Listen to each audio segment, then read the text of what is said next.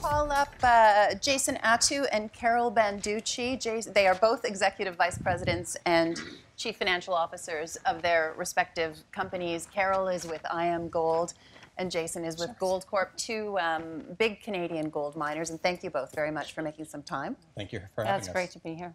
I want to pick up actually with what Dave just had to say, because I do think, you know, there's been a lot written about the fact that we're kind of at a what next moment for gold right now. And we all just came back from that Denver Gold Forum, and certainly the Barrick Gold, Rand Gold merger was the talk of that. Carol, starting with you, do you think this is what it is going to be necessary to kind of kickstart the industry, to maybe spark a little bit of M&A? Yeah, I mean, definitely that transaction or announced transaction is shining a light on the gold industry and gold sector. I think, you know, the challenge today is that we've got a very strong U.S. dollar, strong equity market, we've got interest rates rising, and so gold has really taken a back seat to that kind of strength.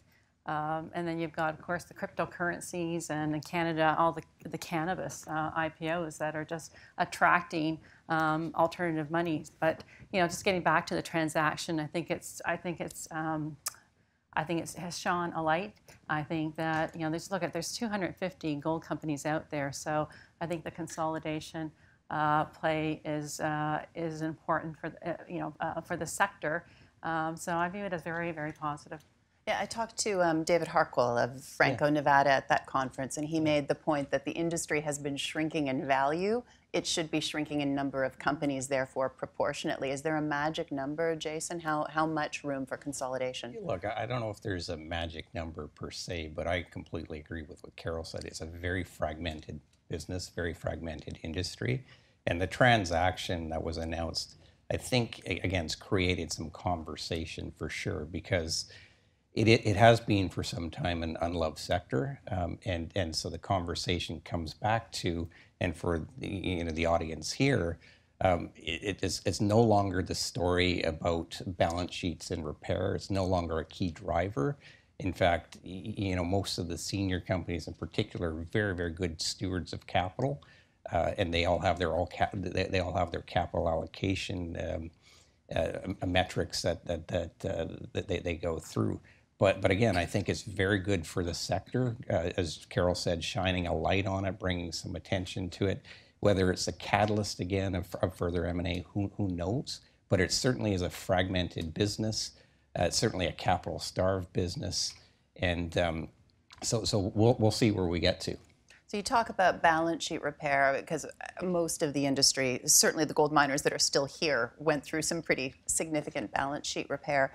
Again, tying it to the Barrick-Rand Gold merger, that was a no-premium deal and it was a share swap. So is that the preferred model, do you think, going through? Or this question to both of you, Carol, are companies willing to start taking on debt to acquire?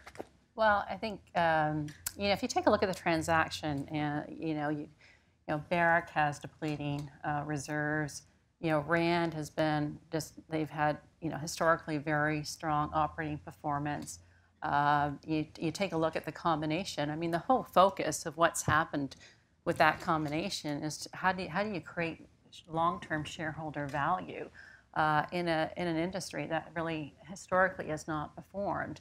So I think the focus is looking at return on invested capital, focusing on free cash flow, measuring the gold sector like you measure any other business sector. It's about delivering shareholder value, and as Jason said, I mean, we've gone through a really tough time, and the focus has been around cost containment and cash preservation and being very disciplined around the capital allocation, and that is the focus of this sector, and I think it has changed culturally. So that may be disappointing news to some of the people in this room who want to know when there's going to be some borrowing for acquisitions, for pipeline development. You think yet the industry is going to be on the sidelines that way?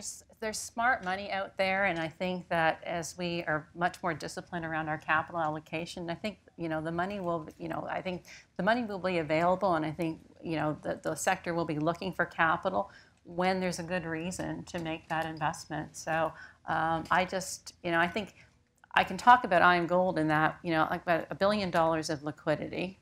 I've got some capital programs that are going to allow us to grow our production by 40% and reduce our cost by 15%. So we're in such a great position today, and we worked hard to get there. So we don't see any need today to go out there and access the capital markets. So sorry, guys. Jason, Yes. The same question to you. Sure. Well, look, again, I think that the gold sector in particular, people will know it's boom bust, very cyclical. And so the fact of the matter is transactions such was announced last week, it's all about momentum. And so if we do see some momentum, and clearly the momentum, Carol talked about it earlier, what underpins our business is the commodity. And so in the near term, again, the commodities trading on interest rate differentials is trading on, again, the FX, especially from a US dollar perspective, is a big impact. However, over the long term, and we have obviously been in a tightening cycle now since 2015, and the commodity has actually performed or outperformed by about 12%. In a tightening cycle, typically what you see with the commodity is an outperformance. And if you go back to the last time there was a significant tightening cycle in the early 2000s, the commodity performed about 80%. So if we get back in that environment, look, I think the fact of the matter is what's going to drive the industry is we've talked about the capital stewardship, we've talked about the capital allocation, but there has been, as Carol said, there has been a significant decline in the reserve base of the industry as a whole. We're down as a whole by about 1/3. And so it's all going to start arguably with some momentum. It's all going to start with some potential discoveries from an exploration perspective. That again creates some momentum for which the senior producers such as ourselves, we actually do, it's an existential imperative that we do to M&A. We have to do smart M&A. We've got to learn from the past. We're not going to go in, from a Goldcorp perspective, we're not just going to go to grow for growth's sake. We want to do it smartly. We're stewards of capital, and we're an investment grade rated company. There's a lot of holders here. We're not going to do anything that's going to jeopardize that in any means. So again, I think it's going to be measured. I do think there'll be a period of time where there'll be reissuance. Again, is it in the near term? Probably not. Okay. I want to pick up on that idea of replenishing pipelines in a second, but first I think we should talk a little bit about your outlook for gold, both of you. There's got to be a NAFTA question to gold. I mean, we have a new trade agreement that presumably takes some of the risk out of the market. We've already seen, as Dave mentioned earlier, the Canadian dollar rally on the back of that. What's the net impact going to be for the gold markets? Look, I can speak for, again, we have a number of mines in Canada. We have a couple projects in Canada as well. And so anytime you remove a cloud of uncertainty, it's positive. So it's positive for business, it's arguably positive for the commodity. Being a resource economy in Canada, again, you remove some uncertainty, I think it's certainly a positive. And again, if you think about where the industry is going, I can speak to a Goldcorp perspective.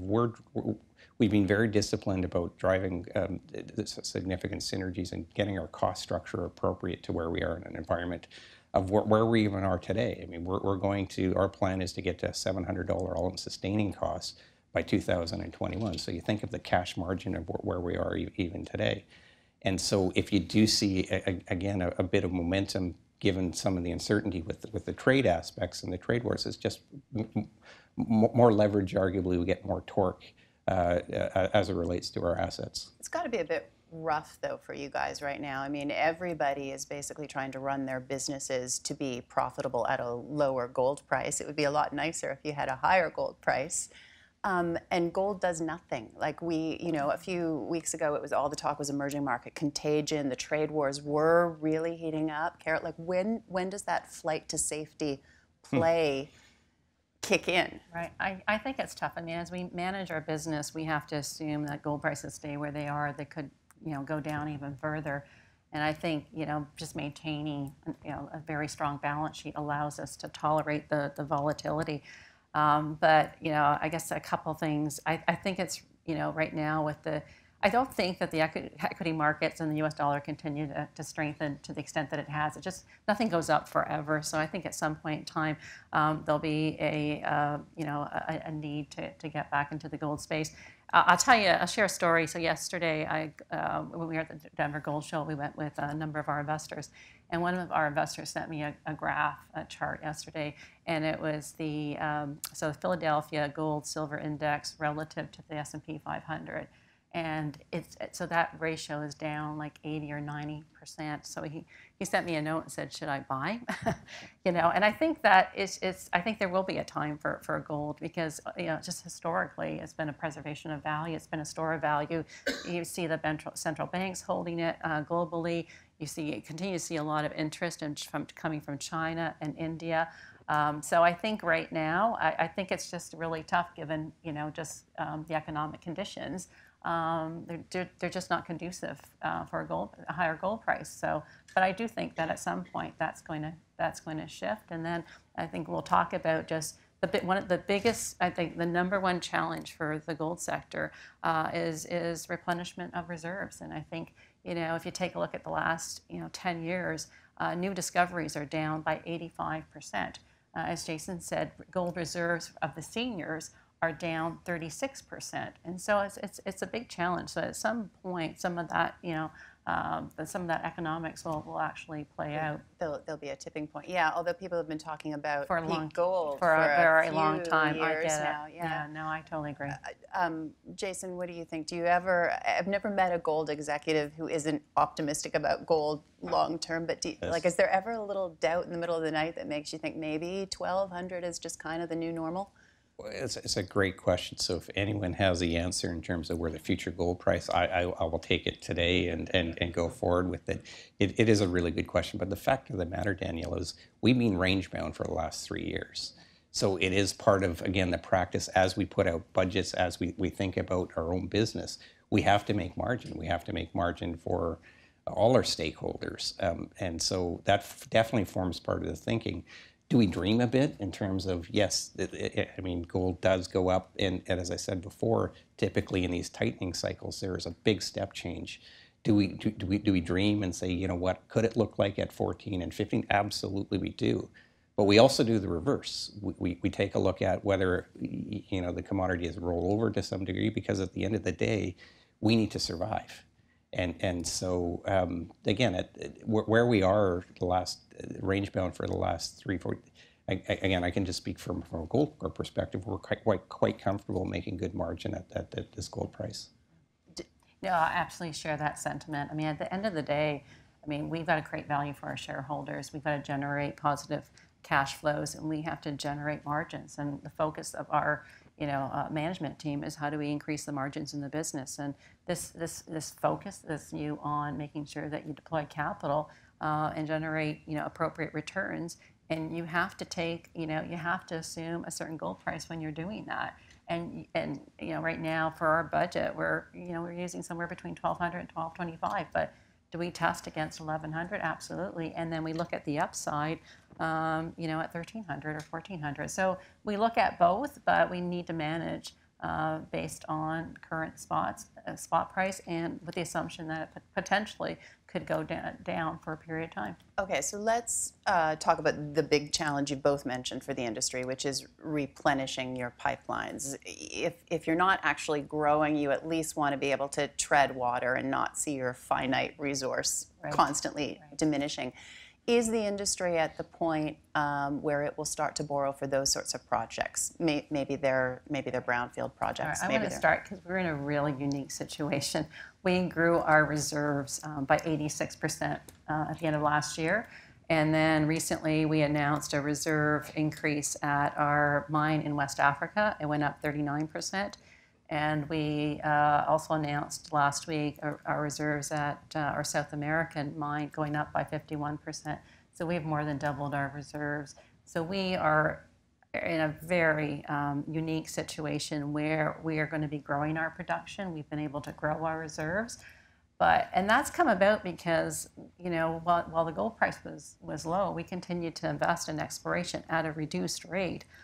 We have one of the largest undeveloped projects in Canada that we're in the process of completing a feasibility study on, and we have another project in Senegal that we're going to announce a feasibility study on in the next month. So we we'd made a lot of investment, and we really focused on our existing land package to allow us to be in this position. And do you need a certain gold price to continue to fund that internally, or do you see your own borrowing needs increasing? We're well capitalized to be able to fund those projects.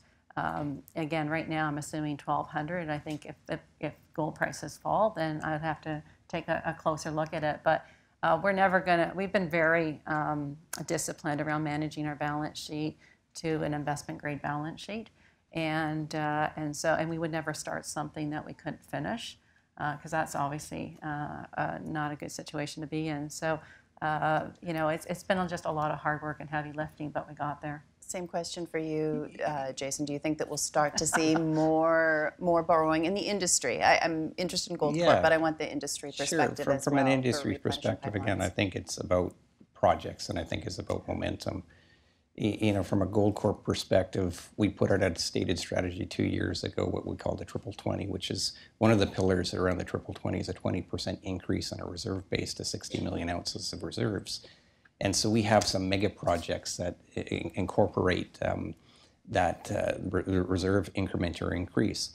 And so as we think about and as we move these forward, they're in steady stage right now, but as we move them forward and directionally, we're hoping to get board sanction, board approval at some point, we have to go through, again, the menu of options of how we're going to finance. I mean, these are big copper gold porphyries. They're multi-generational, but they're also multi-billion-dollar capital assets.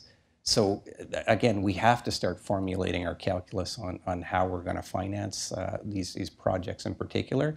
And we're not alone. I mean, Carol talked about IAMGOLD's success of converting and increasing the reserves and resources. That's what we're aspiring to do.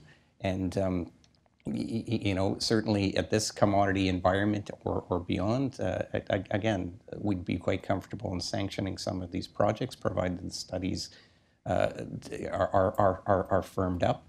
And you'd be comfortable taking on some debt to do so? Again, our target's always going to be, first of all, our investment grade rating is sacrosanct to Goldcorp. So we're never going to do a transaction either internally or externally that's going to ever jeopardize that. But that said, again, these are big capital projects, so we would look at potentially taking some debt on as long as our net debt to EBITDA ratio is 1 time or below. And so and that might sound very conservative to this group out here, but we've talked about the volatility of the commodities that underpin our business. So yeah, we are thinking about taking on incremental financing, but again, we're also looking at an internal financing solution as well. What's the market like for financing right now? Again, you probably asked some of the individuals out in the room, because they're obviously practitioners. I think they're going to come up to you on the break. That's what's going to happen. But look, I think from every product, and I can just speak from a Goldcorp perspective, is wide open. Whether it's the debt markets, whether it's the equity markets, whether it's project finance, we've had no resistance in the conversations. Again, every avenue is open for us. I share the same sentiment. I think for the right project, there's certainly capital available. I think certainly on the high yield side and fixed income, and I think again equity. It really depends on the project. And just to add, further to what Jason was saying, again, there's a tolerance for additional debt, but all within parameters. You're talking about net debt 1 times. We're looking at 1.5, 1.25, or less than that. So that threshold. So all very conservative. So there is a tolerance for taking on some additional debt, but it's all within a very, disciplined overall capital structure. In terms of how big companies may want to get, especially if we do start to see a little more consolidation in the industry, is there an optimal size in terms of gold production after which a company, it just gets too unwieldy, you have too many projects, you're in too many jurisdictions? Jason? Look, again, we formulated a strategy to suggest that from a production base, 3 to 4 million, and it could oscillate between 3 and 4 million ounces of production a year, around 6 to 8 camps. If you're operating more than 6 to 8 camps, again, your point exactly, Danielle, it gets very, very, very difficult for a corporate office to manage. So we think that's a sweet spot. Other CEOs, other CFOs might have a different view, but that's our view. I can think of a couple. That's our view. And again, we're focused on profitability as well. It's not, again, growth for growth's sake. We've seen that movie and it played out not so great. So we're focused on profitability. We're focused on net asset value. We do think from a management resource time perspective, 6 to 8 districts, 3 to 4 million ounces is the right number. What do you think of that number, Carol? Yeah, right now our focus is to grow our production within our current portfolio from 800, our guidance is 850 to 900,000 ounces this year, up to 1.4 million. And that's where our focus is, bringing our cost below $850, all-in sustaining costs. So, that is really attractive to us. That's going to substantially increase our operating cash flow, our EBITDA, our return on invested capital. So that's our target. We're not actively out there looking at M&A. We're always looking, but we have not come across anything that's compelling. And as Jason said, it's about creating, profitability, generating, attractive returns, and growing the business in a sensible way. Yeah, picking up on those returns for both of you, but I'll start with you, Jason. Sure. For a long time we kept writing about ETFs sort of funneling away interest from the gold mining stocks. Yeah. Now there's cannabis, there's EV metals, there's cryptocurrencies. Sure. There's just a whole swath of kind of sexy commodities out there that are you guys are competing with. How big an impact do you think it's having? Look, obviously it's taking some capital away from the precious and the gold sector. I think it's at the margin, though. Again, if you have a good quality project, good company, well managed, you can find sources of capital that, again, is all about returning, compounding returns and making the company more valuable. We are, as I started the conversation, we're the trading valuations are so compressed, we're bumping against historic lows. So again, would we like to see some momentum in that? And clearly the gold ETF in particular, people can get exposed to gold as opposed to the gold equities. We do believe, and I firmly believe, that gold equity provides more leverage if you are a bull on gold, or you're just looking for diversification and or a safe haven asset.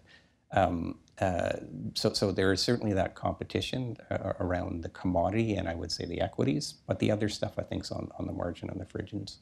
Yeah, I don't disagree. I think, I find the cannabis valuations absolutely absurd. But back to the ETFs, I think in comparison to gold equities, there's definitely 2 to 3 times more leverage on the equity, and I think it's about the story. I think it's about the company and how it's managing the business and the portfolio of assets and the returns to shareholders. We're out of time. Perfect. Okay. All right. So we'll leave that. Thank you both very much. Very Carol good. Banducci at Okay. IAMGOLD Thank and you for your Jason time. Attew at Goldcorp. Thanks, Danielle.